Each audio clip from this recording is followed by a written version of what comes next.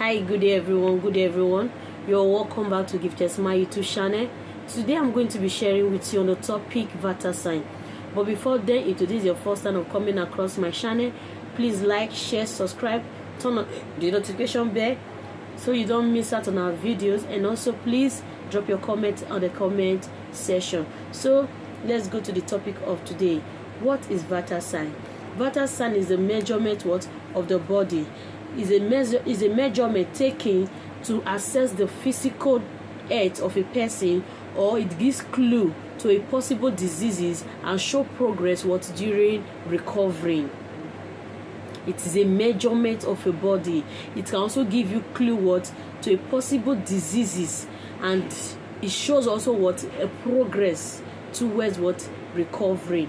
When you check someone's Vata signs, you know what to do from the beginning of emergency, and when the person is recovering, same Vata sign will also tell you this person is recovering. So on my list, first on my list, I had temperature.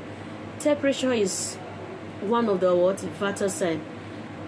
When someone has temperature, or rather when someone is sick, among the things that you need to do first is temperature. You need to take the temperature of the patient. Okay, so temperature is part of Vata sign. It is the difference between the heat your body produces or the heat your body lost to the environment. Temperature is it is between the amount of heat your body produces, and rather also it is also an amount of heat your body lost to the environment. It is measured in degree. Temperature is measured in degree. So we have factors affecting temperature. One of the factors that affect temperature, we have age, we have environment, we have time of the day, we have exercise, we have stress, we have hormones. So these are the things that they affect our temperature. And we have some parts of the body, some roots that we are supposed to be taking this temperature from. Temperature is taken from a vital places in our body. Okay, like one, we have orally. Orally is good. Orally is where you can take it when you have a baby, on an infant, or the young children, or someone who just went through this cesarean section. Someone who just went through cesarean section, or rather, let's call it an operation. So orally is it is good. So these are the process you can take through orally. It is either you can take orally. So we have rectally. Rectally is most accessible, is most accurate, rather, sorry. Rectally is it is most accurate, which means it is a process where you take temperature through the anus. Okay, so we have also auxiliary. This one is it is where you take with the armpit. The most accessible, it is where you take through the armpit. So but most of the place they can quickly take your temperature is through the armpit. Through the armpit. The armpit is most accessible for someone to check their temperature. Okay, so and also we have secondly, we have on my list here, secondly, I have pulse rate. So some persons does not know what is called pulse rate, or does pulse rate really is it needed in taking your Vata sign. Yes, it is very necessary. Pulse rate is also necessary. So which means we have pulse rate. Pulse rate is measurement of the heart. It is measured with the heart, which means the number of your heartbeats. The number of your heartbeats of a patient. That is how you take the pulse rate, and it is taken by beats per minute. Pulse rate is taking beats per minute. Okay, and we have factors that can also affect pulse rate. So factors that can affect pulse rate. We have age, we have autonomic nervous system, we have medications. So these three things are factors that can affect our pulse rate. Okay, the age, the medication, the autonomic nervous system. These three things are the things that can affect our pulse rate. And also, if you are the type that your pulse rate is higher than normal, it is called tachycardia. When the pulse rate of a patient is higher than normal, it is called tachycardia. But when it's lower than normal, it is called bradycardia. When it's lower than normal, it is called bradycardia. So, and also I have also on my list respiratory rate. Yes, respiratory is also included in your vital signs. These are the things that is needed to be taken before any patient can be attended to, even if you don't go to the hospital. But normally it is necessary for you to check on yourself on daily basis. If most people, they do check on themselves like once in a week, twice in a month. Yes, because earth is wet. When you know your vital signs controls the body. It is when your vital signs is not okay that can lead to a cardiac arrest. Through this, you can get anything, because when someone has over high respiratory or pulse rate, it is not good.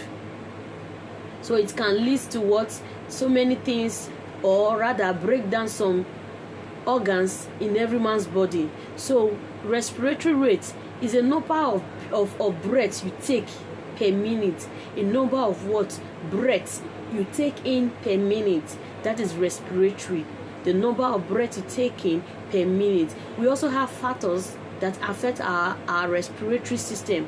We have the age, the gender, the attitude. You see, we have the age, the gender, the attitude, we have the stress, we have the medications, we have exercise. Those things are one of the are also the things that can affect our respiratory rate. And the normal respiratory rate for a patient, or rather for an adult to have, is 12/20 CPM. 12/20 CPM, which means cycle per minute. CPM, cycle per minute. 12/20 CPM, which means cycle per minute. That is the normal range you're supposed to have when you have a normal respiratory system. And other on my list now, we have blood pressure. Blood pressure is the oga patapata of them all. Is the most vital of them all. Blood pressure. When someone has BP, when someone has an hypertension, it is called another word, blood pressure. When your blood you're the type, before you hear it, your blood. High blood pressure refers to force of blood, and it is measured in in mercury per meter. In mercury per meter. Okay, and in this blood pressure, we have what is called systolic and diastolic. Okay, systolic is when your heart is contracting blood. The systolic is when your heart contracts blood, while the diastolic is when your heart is relaxed. When your heart is relaxed. Okay, so we also have some factors affecting this blood pressure. We have also factors affecting blood pressure. We have the normal fluctuation, we have age, we have medicine, we have circulatory volume, we have this autonomic nervous system. These things are also factors that can easily affect our blood pressure. And the normal blood pressure we are supposed to have is, for an adult, you're supposed to have 100 to 40 as a systolic, 100 to 40. While diastolic, you have to have 60 to 90 for diastolic. Okay, we tell you, that's why we always tell patients, when you go to check your BP and they tell you, you have 200/100. It is bad, it is no good. And when they give you peace, they advise you stop thinking, reduce your range of thinking, don't think too much, because your BP is higher, is going flame, is going high. And when it's too high, fine, if you can maintain it. If when it's too high and you hit to advise and you're taking your medication, you can bring it down. But when it's too low, when it's over low, it is hard for you to bring it up. You see the problem? So that is why we advise you, whenever you have blood pressure, please reduce your thinking. Those things that can easily lead you to thinking, you have to abstain from it. You have to abstain from it. So when you check your BP and they tell you are 120/80, bravo, it is good. Diastolic and systolic are different, okay? Diastolic and systolic are different. Systolic is the first, while diastolic is at the bottom, which means 100/80, which means 100 is systolic and 80 is diastolic. So when you are taking record of your BP, when you check and you write down, you check tomorrow, you write down, you check, you write down, so you know how to work on your the food you need to eat and the food you don't need to eat. You have to you limit them, okay? So this are the normal blood pressure, okay, for an adult. Where adolescents from the age of 12 to 20 years, we have 94 to 140 for systolic, 94 to 140. While for diastolic we have 62 to 88 for an adolescent.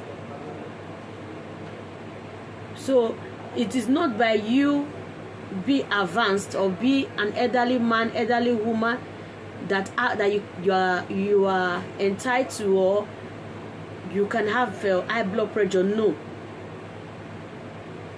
Adolescent, preschool older, they can have it. They can have it. It is, some are hereditary, okay? It is not all that just, as in, they are not all that are normal. Some are hereditary, while some they contact it through what let me say, those that has past experience, and at times whenever they flashback, it hurts them, so through there they get contact from it. And some, the background where they grow up from, the today trouble, tomorrow trouble, it accumulates together. Before you know it, the person begin to contact high blood pressure. So let's try our best and work up on our blood pressure. So when your blood pressure now is higher than normal, it is called hypertension. When your blood pressure is higher than normal, it is called hypertension. But when it is lower than normal, it is called hypotension. But when it's higher than normal, it is called hypertension. Okay, so that is for today. Thank you for watching. Thank you for always watching my videos. Stay tuned for more videos. Thank you.